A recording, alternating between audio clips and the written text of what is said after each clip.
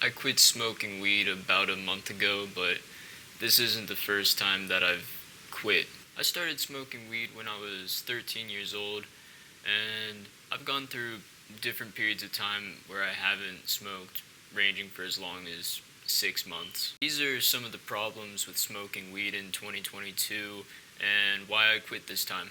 I quit smoking weed last month because I had to take a drug test for a new job, but that isn't the only reason. While I was smoking, I would wake up every morning in a headspace I didn't like, so first thing I would do is smoke in the morning and then fairly consistent throughout the day and then cap it off at the end of the night.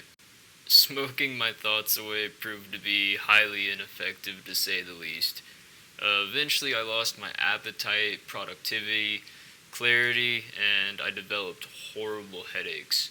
My problems seemed to become amplified. This is counterintuitive to most people who smoke weed. Weed is supposed to give you munchies, weed is supposed to help creativity, weed is supposed to help headaches, not cause them. I've thought the same and I still do think the same, however, there's a catch. Today's cannabis market is flooded with a bunch of poorly grown mid-grade weed with highly jacked up THC percentages, but that's not all. The plant is commercially grown with disgusting pesticides and harmful heavy metals that can eventually cause more problems than healing them, like my symptoms mentioned earlier. Cannabis patients today are so highly misinformed on the plant that they'll believe just about anything you tell them. For example, sativa is supposed to be a more energetic high and indica is supposed to be a more lazy high. Wrong. You can smoke sativas that make you tired and indicas that give you energy. The effect of the high is determined by its terpene and cannabinoid profiles. And here's the THC problem. So patients think that higher percentages of THC, then the better the weed. Wrong.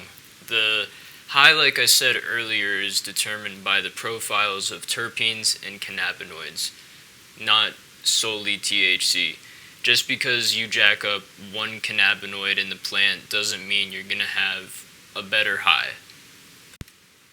When the plant is grown properly, it has proved itself as a powerful healing tool, being able to alleviate some symptoms from some of the most severe illnesses in the world. It can help cancer patients suffering through chemotherapy. It can help people with HIV or AIDS by stimulating their appetites. It can alleviate some of the most severe pain from rheumatoid arthritis patients. The plant is supposed to heal you, not hurt you. Cannabis is a psychoactive plant, and I believe that it acts on a spiritual level and can be profoundly beneficial and insightful. I believe that the plant is receptive to the intention it is grown with. So when you're smoking weed grown by a big cannabis corporation whose sole intention is to capitalize off of you, you can feel that in the high. It's been about a month since I quit smoking, and so far I've gotten my appetite back, my productivity's back up, creativity is up. I'm feeling really good. I'm not sure if I'll quit smoking weed forever because I get value out of it. I feel like for me, cannabis sheds a layer of psychotoxicity off of me, and it helps me connect to a higher source, higher power, God, if you will. And to me, that's the whole point. It serves as a reminder of a greater power and a greater force within ourselves. But abused, it can work against you in the opposite direction. I really don't know if I'm gonna smoke again. Maybe if it's grown properly with good intentions, I know the person, but for now I'm staying away from commercially grown cannabis. It's just not good for you.